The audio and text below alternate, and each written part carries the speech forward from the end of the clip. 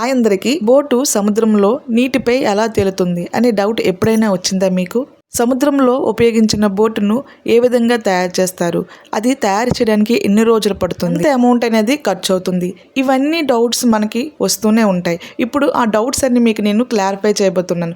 ఇప్పుడు మనము బోట్స్ ఎక్కడైతే తయారు చేస్తున్నారో అక్కడికి వచ్చాము. వాళ్ళని అడిగి బోట్ని ఏ విధంగా తయారు చేసుకుంటారు అనేది ఒకసారి వాళ్ళ మాటల్లో విందాం. ఫస్ట్ మీరు బోటు తయారు చేసినప్పుడు దేంతో తయారు చేస్తారు? ఫస్ట్ అడుగు భాగం. ఫస్ట్ మేడం బోట్ అనేది రెండు సైడ్లు ఫైబర్ అనేది సెట్ చేసుకొని ఒక బోట్ ఆకారంలో పెట్టిన తర్వాత నెక్స్ట్ బాటం అనేది సిమెంట్ అనేది వేసిన తర్వాత దాన్ని ఒక 1 వీక్ వరకు ఆరేంత వరకు ఉంచుతాము. తర్వాత ఆరిన తర్వాత దానికి పీవీ పాలిష్ అంటే ఫైబర్ గ్లాసెస్ సంబంధించిన వస్తువులన్నీ దానికి అప్లై చేసిన తర్వాత పెయింటింగ్ అయితే ఫైబర్ అంతా చేసిన తర్వాత అది ఒక వారం రోజులు ఉంచిన తర్వాత దాన్ని బయటకు అనేది రిలీజ్ చేయడం అడుగు భాగం ఆ రిలీజ్ చేసిన తర్వాత దాన్ని పట్టుకొని వెళ్ళి ఒక సరైన ప్లేస్లో పెట్టుకుని దాని లోపల బాగా బోట్లు లెవెల్ చేసుకొని దాని లోపల అనేది ఇప్పుడు సెక్ ఇవన్నీ పెట్టడం జరుగుతుంది అన్నమాట.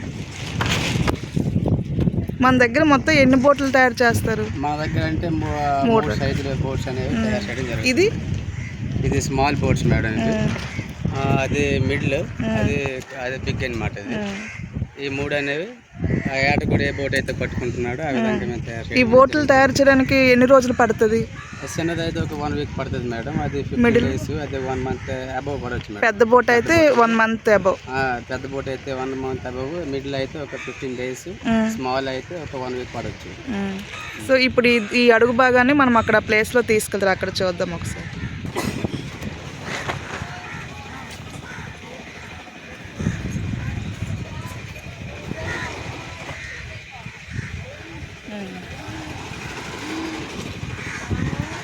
ఇప్పుడు ఆ అడుగు భాగాన్ని ఇక్కడ తెచ్చి పెట్టారు కదా, దాని తర్వాత ప్రాసెస్ మేడం. ఇక్కడ పెట్టిన తర్వాత బోట్ అనేది ఒక లైన్ పెట్టుకున్న తర్వాత దాంట్లో మెటీరియల్ ఏమైతే పడతాయి, చెక్క కానీ లేకపోతే ఏ చెక్కతో చేస్తారు? ప్లైవుడ్ ప్లస్ మళ్ళీ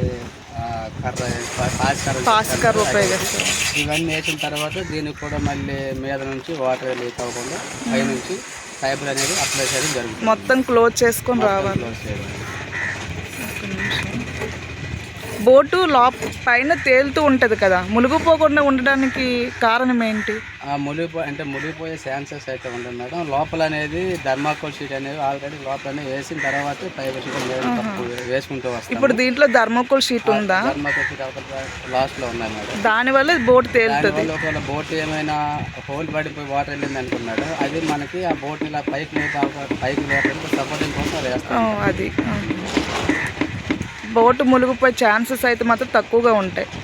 అంటే ఇంతవరకు బోట్ అనేది మునిగిపోవడం అనేది లేదు మేడం. ఒకసారి అయితే ఇలాంటి బోట్ని సిప్ అనేది గుద్దడం వల్ల అది బాగా వాటర్ వెళ్ళిపోయింది.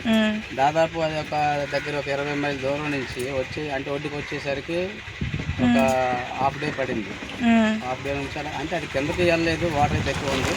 ఆ థర్మాకోల్ షీట్ ఉండడం వల్ల పైకి తేలుతూ ఉన్నదా రావడం జరిగింది. ప్రాణాపాయం అంటే ఏమి ఉండదు కదా, తుఫాను లాంటివి అయితే అప్పుడే కొంచెం ప్రాబ్లం. ఇది ఆల్రెడీ ఫైబర్ షీట్తో మొత్తం క్లోజ్ చేశారు. ఫైబర్ గ్లాస్ సంబంధించి fibre and reason and catalyst accelerator ఇవన్నీ మిక్సింగ్ చేసి దీని మీద అప్లై చేయడం అనేది జరుగుతుంది. ఇంకొక గమ్ము టైప్ వాటర్ లీక్ అవ్వకుండా తడిచినా ఏం అవ్వదు, చెత్త అలాంటివి ఏం పట్టవు. ఇప్పుడు నెక్స్ట్ ప్రాసెస్ ఇదా? చెప్పండి. రెజినా ఏంటేంటి కలిపి షీట్ వేసారు దీంట్లో మేడం? ఇప్పుడు రెజను అండ్ క్యాటలిస్ట్ యాక్సిలేటర్ ఈ 3 మిక్సింగ్ చేసి బ్రష్తో ఆ మ్యాట్ ఉందా, ఆ మ్యాట్ పరిచిన తర్వాత ఈ 3 మిక్సింగ్ చేసి బ్రష్తో అప్లై చేస్తాం. మొత్తం బోట్ మొత్తం అప్లై చేయాలి. అప్లై చేస్తాం. అది మనం యాక్సిలేటర్ క్యాటలిస్ట్ మనం మిక్స్ చేసుకుని దాన్ని బట్టి ఉంటుంది. అంటే ఎంత టైం, అది కూడా పర్సంటేజ్ ఉంటుందా? ఇది ఎంత టైంలో డ్రై అవ్వాలి, ఎంత టైంలో డ్రై అవ్వకూడదు అనేది కూడా.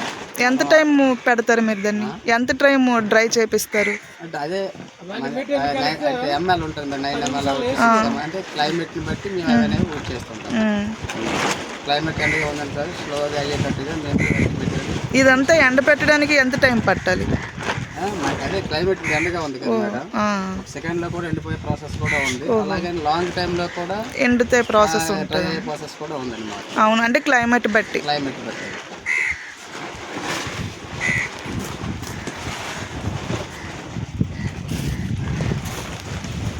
ఇదేనా రెజినా? అది పుట్టి అంటారు మేడం, సాల్ట్ పౌడర్ మిక్సింగ్ అది. ఇది దేనికి ఎక్కడ రాస్తారు ఇది? అది ఇప్పుడు ఈ సైడ్ ఇప్పుడు సీట్ ఉంది కదా మేడం, ఇలాగ సీట్ వేసాం కదా, ఉమ్, ఈ సైడ్ నుంచి రాస్తూ ఉంటాం, ఎందుకంటే మ్యాట్ మనం వేసేటప్పుడు లోపలికి గొయ్యిలు అద్దరు ఫినిషింగ్ కోసం, ఫినిషింగ్ కోసం. ఫినిషింగ్ కోసం అంతే.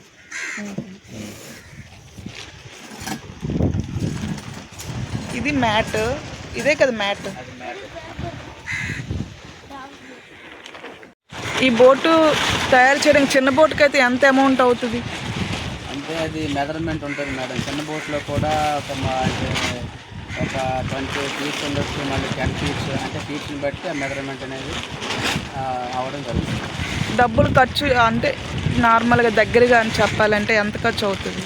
దగ్గరగా అంటే మేడం ఒక 25 ఫీట్స్ బోట్ ఉందనుకో మేడం, అది మొత్తం మెటీరియల్ అవన్నీ మేస్త్రి రెంట్ అదంతా కలిపి 70,000 రూపాయల దగ్గర. చిన్న బోటు.